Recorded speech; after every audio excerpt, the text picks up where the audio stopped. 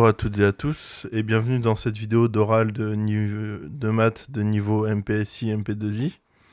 Nous étudierons le calcul de sommation issu de la formule du binôme de Newton.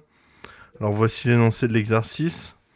Soit n appartenant à l'ensemble des entiers naturels fixés, on note P indice 0 égale à la somme de k égale 0 à n des k parmi n x puissance k facteur de 1 moins x puissance n moins k. P indice 1 égale à la somme de k égale 0 à n des k facteur de k parmi n fois x puissance k fois 1 moins x puissance n moins k. Et P indice 2 égale à la somme de k égale 0 à n des k carrés fois k parmi n fois x puissance k facteur de 1 moins x puissance n moins k. Alors nous devons calculer P indice 0, P indice 1 et P indice 2. Alors vous l'aurez compris, tout va tourner autour de la formule du binôme de Newton et de la dérivation par rapport à x. Alors voici la formule du binôme de Newton. Somme de k égale 0 à n des k parmi n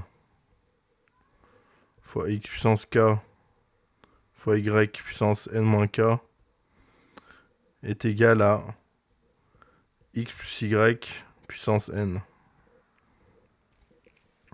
Alors commençons avec P indice 0.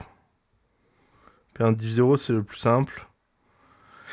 Eh bien en remplaçant y par 1 moins x, on obtient directement P indice 0 égale à la somme de k égale 0 à n des k parmi n fois x puissance k fois 1 moins x puissance n moins k. Ce qui nous donne donc x plus 1 moins x puissance n. Et donc, finalement, 1 puissance n, c'est-à-dire 1. Donc, P0, P indice 0, égale à 1. Alors, continuons avec P1, P indice 1. Alors, P indice 1, il y a un petit peu plus de travail à faire. On a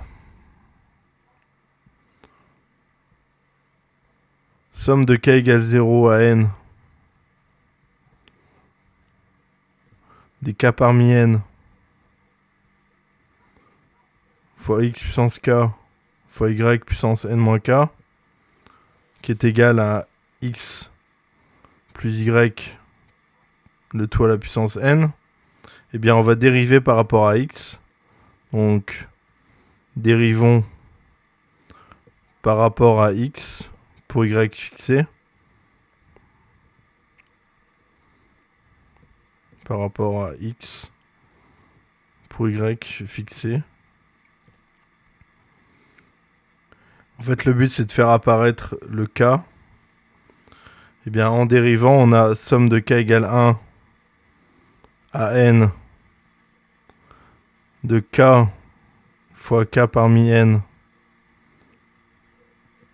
fois x puissance k moins 1 fois y puissance n moins k qui est égal, alors on dérive des deux côtés, n facteur de x plus y le tout à la puissance n moins 1, puis on multiplie par x, puis multiplions par x,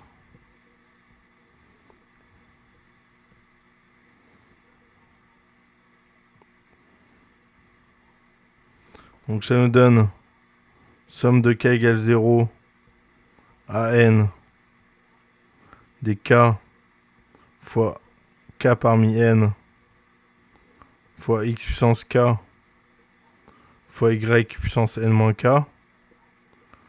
Et donc n fois grand X facteur de x plus y puissance n moins 1.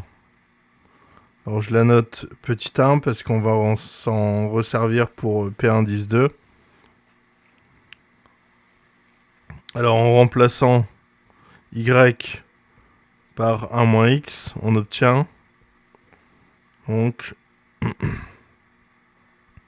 P indice 1 égale à la somme de k égale 0 à n des k fois k parmi n x puissance k fois 1 moins x puissance n moins k, ce qui nous fait n fois x facteur de x plus 1 moins x. On l'aura compris, x plus 1 moins x ça vaut 1 puissance n moins 1. Et donc c'est égal à n fois x.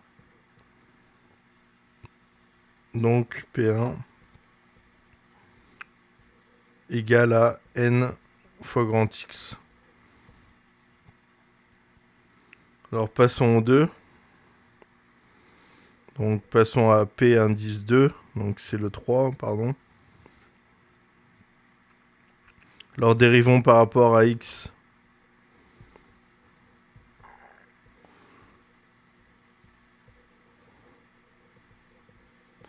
Dérivons par rapport à x pour y fixé dans 1.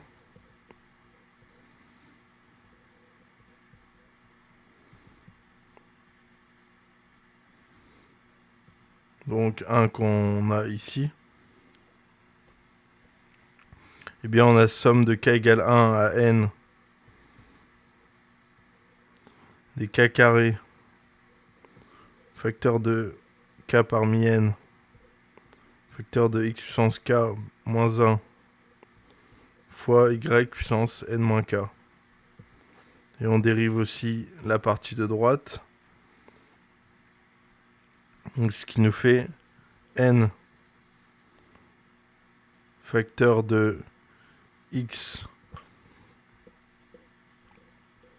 plus y puissance n-1 plus n facteur de n-1 fois x plus y puissance n-2. Puis on multiplie par x, puis multiplions par x.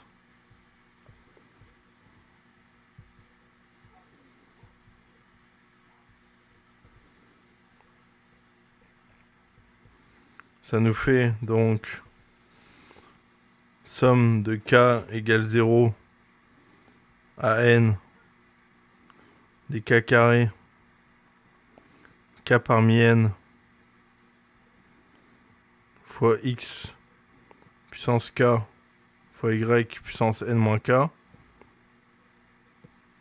qui est égal à n fois x plus y puissance n-1 plus n facteur de n-1 x carré facteur de x plus y à la puissance n-2.